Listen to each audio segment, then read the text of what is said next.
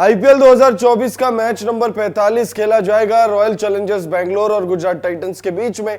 और यह मुकाबला दोनों ही टीमों के लिए अहम है। ज्यादा इंपॉर्टेंस इस मुकाबले में आरसीबी के लिए है, क्योंकि आरसीबी ब्लिंक ऑफ एलिमिनेशन के उस पे दरवाजे पर खड़ी है। आरसीबी अगर इस मुकाबले को हार जाती है, ये मुकाबला छोड़िए, अगर ये मुकाबला जीत भी जाए, उसके बाद वाले जो मुकाबले हैं, किसी भी मैच में अगर आरसीबी हार जाती है तो आरसीबी कागजों पर भी लगभग बाहर हो ही जाएगी, क्योंकि फिर वहां से आरसीबी कमबैक नहीं कर पाएगी। कमबैक देखिए टीमें करती है, मुंबई इंडियंस ने कमबैक किया है, टीमों ने कमबैक किया है आईपीएल के इतिहास में, लेकिन ऐसा कमबैक जो है तो फिर सिर्फ फिल्मों में पॉसिबल है, रियल लाइफ में पॉसिबल नहीं है, और क्रिकेट में भी ऐसा कमबैक पॉसिबल नहीं हो पाएगा। तो ये मुकाबला आरसीबी के लिए बेहद इंपॉर्टेंट है और गुजरात टाइटंस सामने खड़ी है, और गुजरात टाइटंस के लिए भी ये मुकाबला जीतना बेहद जरूरी है, क्योंकि ऐसा नहीं है कि गुजरात टाइटंस हार अफोर्ड कर सकती है बहुत ज्यादा। हाँ ठीक है, एक मुकाबला अगर और हार जाए गुजरात टाइटंस तो फिर भी मामला बहुत ज्यादा खराब नहीं होगा, लेकिन मामला बचेगा नहीं अगर गुजरात टाइटंस इस मुकाबले को हार जाए। तो साफ शब्दों में अगर आपसे कहे तो ये मैच दोनों ही टीमों के लिए करो या घर जाओ वाला मुकाबला है, लेकिन कागजों पर गुजरात टाइटंस के लिए मौके फिर भी बचे रहेंगे, लेकिन आरसीबी ऑलमोस्ट बाहर हो जाएगी।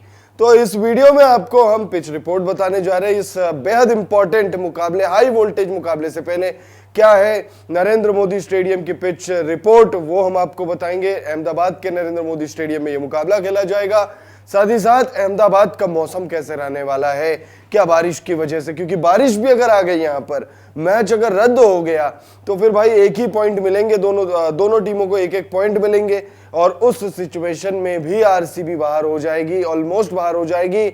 अभी भी ऑलमोस्ट बाहर ही चल रही है, पॉइंट्स टेबल में बहुत नीचे है, सबसे नीचे है। तो फिर बारिश की क्या चेतावनी जारी हुई है, नहीं हुई है, मौसम विभाग ने क्या जानकारी दी है, वो हम आपको बताएंगे। हेड टू हेड आंकड़े भी देख लेंगे भाई, जब ये दोनों टीमें आमने सामने आई है तब किसका पलड़ा भारी रहा है, उस पर हम बात करेंगे। तो भाई ये वीडियो आप एंड तक जरूर देखिएगा, दोनों टीमों की प्लेइंग 11 भी हम आपको इस वीडियो में बताने जा रहे हैं। तो आईपीएल 2024 यानी 17वां सीजन कहे या खतरों वाला सीजन कहे, क्योंकि भाई ये सीजन जो है ये बहुत खतरनाक बीत रहा है। अब तक जितने मुकाबले हुए हैं आईपीएल के इतिहास में, उतने मुकाबलों के बाद न सबसे ज्यादा छक्के लगे हैं, 17 सीजन से पहले की बात कर रहा हूं मैं, न सबसे ज्यादा छक्के लगे, न सबसे ज्यादा शतक लगे, न सबसे ज्यादा 200 प्लस का स्कोर खड़ा हुआ है। 200 छोड़ दीजिए, 250 प्लस का स्कोर पकड़ लीजिए। और आईपीएल इतिहास में कभी 261 रन बनाने के बाद कोई टीम हार गई हो, ऐसा भी कभी नहीं हुआ था। और इस मुकाबले मतलब इस सीजन हमने वो भी देख लिया, 262 भी चेज हो चुका है। तो भाई ये सीजन ट्रेंड सेटिंग सीजन है, रनों के मामले में तो भैया बहुत ज्यादा भर कर रन बन रहे हैं। ऐसे में सबके मन में एक सवाल है कि भाई अहमदाबाद की नरेंद्र मोदी स्टेडियम में क्या भर के रन बनेंगे या फिर गेंदबाजों का बोलबाला होगा, क्योंकि नरेंद्र मोदी स्टेडियम में हमने एक मुकाबला देखा था जिसमें दिल्ली कैपिटल्स ने 89 पर 89 रनों पर ऑल आउट कर दिया था गुजरात टाइटंस को। तो क्या वैसी स्थिति उत्पन्न होगी इस मुकाबले में? तो आपको बता दें, जो पिच रिपोर्ट आ रही है इस मैच से पहले, उसके मुताबिक यहां पर बल्लेबाजों को मदद मिलेगी। बहुत बड़ा ग्राउंड है, लिहाजा बल्लेबाज जो है चौके छक्कों से ज्यादा सिंगल डबल पर भी अगर रिलाई करते हैं और लगातार अगर स्ट्राइक रोटेट करते रहते हैं तो फिर उससे गेंदबाजों पर दबाव बनेगा। हालांकि यहां पर स्पिनर्स को भी मदद है। पिच रिपोर्ट क्या कह रही है उस पर नजर डाल लेते हैं। अहमदाबाद के नरेंद्र मोदी स्टेडियम में बल्लेबाजों का दबदबा साफ तौर पर देखने को मिलता है। यहां के पिच में गेंदबाजों के लिए कुछ खास नहीं है, ऐसे में यहां हाई स्कोरिंग मुकाबला देखने को मिल सकता है। नरेंद्र मोदी स्टेडियम की पिच काली मिट्टी के होने की वजह से यहां की पिच पर स्पिन गेंदबाजों के लिए रन रोकना आसान नहीं होता। वहीं तेज गेंदबाजों को जरूर थोड़ा बाउंस मिलता है, जिससे वो बल्लेबाजों को तकलीफ में डाल सकते हैं। पिच रिपोर्ट तो कह रही है भाई गेंदबाजों को कुछ नहीं है, लेकिन हमने इस सीजन देखे हैं कुछ मुकाबले जहां पर गेंदबाजों को मदद है। यहाँ पर स्पिन गेंदबाज राशिद खान भी काफी ज्यादा सक्सेसफुल रहते हैं, हालांकि ये सीजन उनके लिए उतना कुछ खास जा नहीं रहा है। पिच रिपोर्ट के बाद अब नजर डालते हैं भाई मौसम विभाग ने क्या जानकारी दी है, क्योंकि भाई इस मैच के लिए वेदर रिपोर्ट बहुत इंपॉर्टेंट है। अगर बारिश हो गई, मैच रद्द हो गया, अगर किसी कारणवश अगर ये मैच नहीं हुआ तो फिर भाई आरसीबी के फैंस जो हैं उनको बहुत तगड़ा झटका लगेगा। आरसीबी के फैंस वैसे भी सदमे में जी रहे हैं इस सीजन, लेकिन तगड़ा झटका लगेगा। तो भाई मौसम विभाग ने क्या जानकारी दी है? मौसम विभाग ने जो जानकारी दी उसके मुताबिक बारिश की कोई चेतावनी जारी नहीं हुई है। अहमदाबाद में तापमान 39 डिग्री के आसपास रहेगा। हालांकि जैसे जैसे मैच आगे बढ़ता है तापमान में थोड़ी कमी आएगी। मैच के अंतिम पड़ाव में आते आते तापमान 27 डिग्री तक जा सकता है। बारिश की कोई संभावना नहीं जताई गई है, जबकि ह्यूमिडिटी 20% से अधिक होने की उम्मीद है। अब अगर हेड टू हेड आंकड़ों में अगर हम देखें तो भाई इन दोनों ही टीमों के बीच में अब तक कुल 3 मुकाबले खेले जा चुके हैं। 3 मुकाबले आईपीएल इतिहास में इन दोनों टीमों के बीच खेले जा चुके हैं, जिसमें से जीटी ने 2 मुकाबलों में जीत हासिल की है, तो वहीं 1 मैच आरसीबी ने अपने नाम किया है। तो हेड टू हेड आंकड़े तो भाई ये कह रहे कि जीटी का बोलबाला रह सकता है, लेकिन इस मैच में ज्यादा जरूरत जीत की आरसीबी के को है। और आरसीबी ने भाई पिछले मुकाबले में सनराइजर्स हैदराबाद को हराया है। सनराइजर्स हैदराबाद को हराया भाई, बहुत बड़ी बात है, क्योंकि इस सीजन सनराइजर्स हैदराबाद को रोकना ही बहुत बड़ी बात हो रही है। ट्रेविस हेड को रोकना बड़ी बात हो रही है। अभिषेक शर्मा हो, चाहे हेनरिक क्लासन हो, एडन मार्करम हो, उस टीम को रोकना बहुत बड़ी बात है। और उस टीम के खिलाफ आरसीबी वालों ने 287 रन खाए थे और फिर उसके बाद उस टीम को 200 जो है 10-12 रन के अंदर अंदर मतलब समेट दिया। मतलब बहुत छोटा 287 के कंपैरिजन में, 88 के कंपैरिजन में तो जो टारगेट सेट किया था आरसीबी वालों ने वो बहुत कम था। और ऐसे में आरसीबी ने उस मुकाबले को जीत लिया, तो भाई एकदम फ्रेश माइंड के साथ इस मुकाबले में कदम रखेगी। तो ऐसे में क्या प्लेइंग 11 हो सकते हैं इन दोनों टीमों की, ये बहुत इंपॉर्टेंट हो जाता है। आरसीबी की टीम तो कोई बदलाव लगता नहीं है कि कोई करेगी। वहीं गुजरात टाइटंस भी काफी सॉर्टेड नजर आ रही है। गुजरात टाइटंस भी ऐसा लगता नहीं है कि इस मुकाबले में ज्यादा बदलाव करके आएगी। सबसे पहले आरसीबी की प्लेइंग 11 पर बात कर लेते हैं।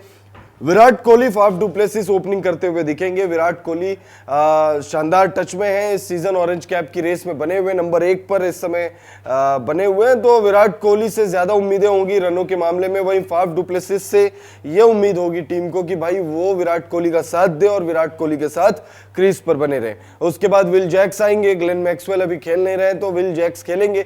ग्लेन मैक्सवेल के बाहर होने के बाद आप कह सकते हो विल जैक्स को मौका मिला, और विल जैक्स जो है गेंद बल्ले दोनों डिपार्टमेंट से टीम के लिए योगदान देंगे। उसके बाद आएंगे भाई रजत पाटीदार। रजत पाटीदार भाई साहब पिछले मुकाबले में भी धागा खोल दिया था और अब जो है वो अपनी लय पा चुके हैं। और इस मुकाबले में आप रजत पाटीदार पर नजर रखिएगा। रजत पाटीदार से टीम को उम्मीदें होंगी और रजत पाटीदार को जो ट्रैक है जो नरेंद्र मोदी स्टेडियम में वो काफी रास आएगी इनके लिए। और जिस फॉर्म में है रजत पाटीदार बहुत ज्यादा रन बना सकते हैं यहाँ पर। फिर कैमरन ग्रीन है। पिछले मुकाबले में कैमरन ग्रीन ने अपना वो रूप दिखाया था, बल्ले से भी उन्होंने योगदान दिया था, गेंदबाजी में भी उन्होंने सिर्फ 2 ओवर में 2 विकेट भी ले लिए थे। उसके बाद अनुज रावत है। दिनेश कार्तिक विकेटों के पीछे आपको दिखेंगे।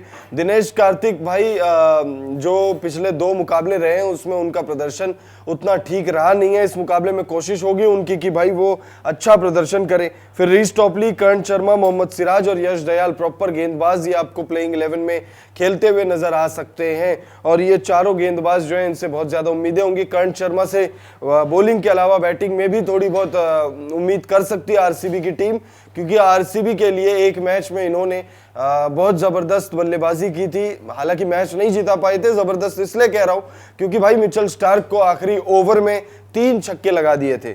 तो भाई प्लेइंग 11 काफी सॉर्टेड नजर आ रही है। पिछला मैच जीत कर आ रही है, तो भाई एडेड मोटिवेशन और इंस्पिरेशन के साथ आरसीबी की टीम आएगी इस मुकाबले में।